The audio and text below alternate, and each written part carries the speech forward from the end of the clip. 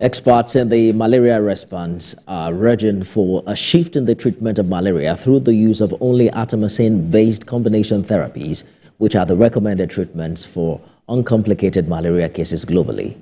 They insist the use of monotherapies is prohibited by law and not the treatment or cure for the disease. TVC News Kemi Balogo has details.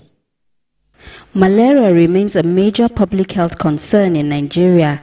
It has the highest burden globally, with the risk of transmission existing throughout the country. Globally, malaria accounts for 249 million cases annually, with an estimated annual death rate of 608,000. In 2023, Nigeria recorded 27% of the global cases and 31% of all deaths. These experts at this second edition media chat organized by the National Malaria Elimination Program are highlighting that once a malaria test is positive, treatment should be only done by ACTs, as the continued use of monotherapies cause severe consequences. Most of the countries that have eliminated malaria, they do not use medicine, but they eliminated malaria by environmental sanitation through advocacy, communication, and social mobilization. In country, the recommended treatment for malaria is the use of ACTs, and that is Artemisinin-Based combination therapy.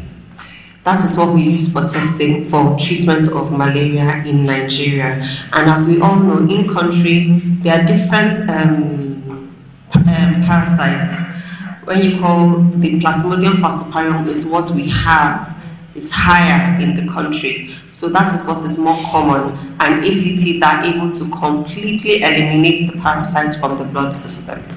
They believe that with an effective case management intervention through prompt diagnosis and treatment with recommended antimalarial, a reduction of malaria burden is in sight. The approach to malaria control is not a one-glove-fits-all. No, it's a combined approach.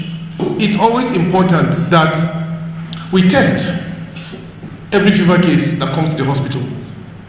Okay? It's very, very important we test, just so that we're able to accurately or treat the disease, confirm it, and then treat it appropriately. Despite the progress made in the control of malaria burden, which has moved from 42% in 2010 to 22% in 2022, more still needs to be done to ensure that Nigeria meets the target of eliminating malaria by the year 2030.